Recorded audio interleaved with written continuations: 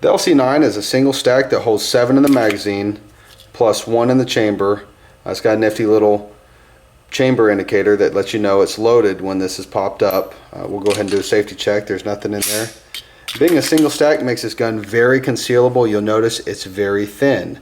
If you conceal carry, having a thin gun makes a big difference.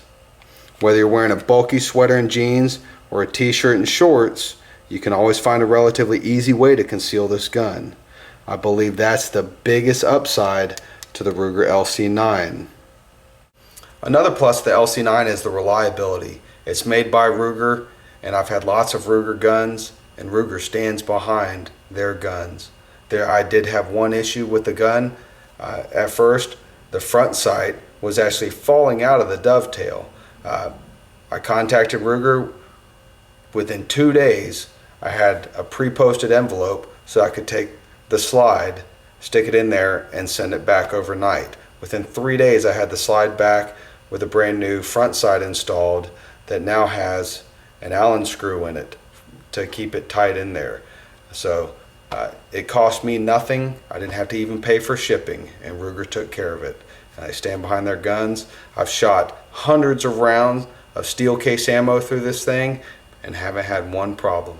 I also, if you look back on my other videos, I used plus P ammo and shot through some telephone books just to have some fun, but I've shot dozens of rounds of plus P ammo through this gun. I say dozens because, you know, plus P ammo is not cheap, and I haven't had any issues. Alright, guys and gals, here's the bad. If you're looking for a fun range gun, this is probably not going to be your gun. As a matter of fact, I don't think there's many women that would enjoy shooting this gun more than once or twice. Another downfall to this gun is the trigger. As you've seen, and as I've mentioned in the other videos, the trigger is really nasty. You start pulling it, and somewhere way behind your shoulder, it's going to go off. As you can see, it gets very close to the frame before it goes off. This can be very disconcerting for someone who is not used to shooting a pistol. My wife, it scared the tar out of her because you just don't know when it's going to go off. It's very different than a Smith & Wesson M&P or an XD or a Glock. This trigger is kind of nasty. One unnecessary feature that I've noticed on the LC9 is the slide safety.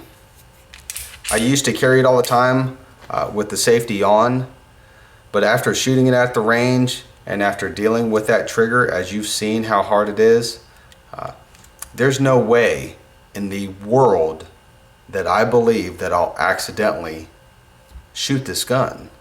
If I'm going to draw this gun and I'm going to have to pull that trigger that far back, I'm going to mean to shoot it.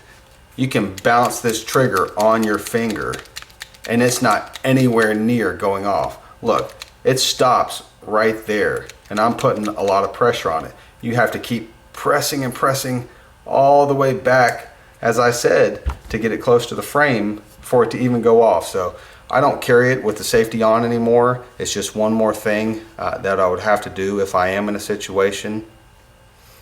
So that's just one more point for you to consider. You can carry it with it off, or if you love to have safeties on your guns, there it is. As I stated before, this is not a plinking gun. This isn't a let me go to the range and shoot hundreds of rounds through it. It's just not what it's for. This gun is for concealed carry and self-defense. And if you're looking for a range gun or something that's going to be blast to shoot, you may need to look for something else.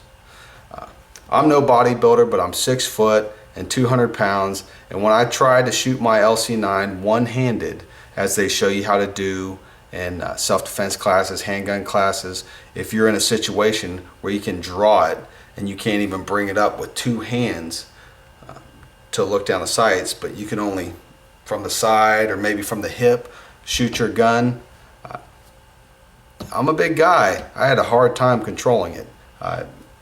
You can see in the videos here, it jumps quite a bit and it actually hurts your hand. So if you cannot get both hands on it, a great grip, and get that firm grip, it's going to jump dramatically on you. And that wasn't with Plus P hollow point ammunition. And this is something you may need to practice, or at least try to shoot it one-handed, so that you're aware of what's going to happen when you pull that trigger. As I said before, if you take a carry class, which I highly recommend, they're probably going to have you try and shoot the gun one-handed, because in a self-defense situation, that may be all you can get to. Hey guys, I know it seems like I harped a lot in this video on this gun, but I'm trying to give you all the information and everything that I've come to learn and love about this gun after carrying it for a year. You know, I believe there's a gun to meet every situation, and the situation for this gun is for concealed carry. And I want to let you guys know that, so that you don't have unreal expectations of this gun, so that you don't take it to the range and think you're going to be shooting bullseyes at 20 yards. That's not what this gun is for. This gun is for self-defense and concealed carry. I love it. That is my whole purpose for buying this gun, is so that I can take my holster and this gun, this match made in heaven right here, and carry it on a hot summer day when all I want to wear is a t-shirt. That is the niche that this gun meets. So if you're looking for a good concealed carry gun, this is it. One more thing I want to mention, I did purchase the LC9 that has the Laser Max laser on it. If I had it to do again, I would probably get no laser, or a different style of laser that comes on when you grip the gun. It's kind of awkward. You have to reach forward quite a bit to turn that laser on. It's a bright laser, it's a good laser. You know, even in the sunshine, out at the range 10 yards away, you can see that laser real bright on the target. So it works good. It's just kind of awkward to draw it and reach out and stretch your finger out there to turn that laser on. A good thing about the crossbreed holster, you put it in, it shuts the laser off. So when you go to reholster the gun, you don't have to worry, oh, did I leave the laser on? Am I running the batteries down? So that's just one more thing, one more point. When you're buying the LC9, that's one option that you can get. It comes with the Laser Max laser. As always, thanks for watching, guys. Please subscribe to my channel. Go back, watch some of my other videos, leave comments, and I'll talk to you guys later.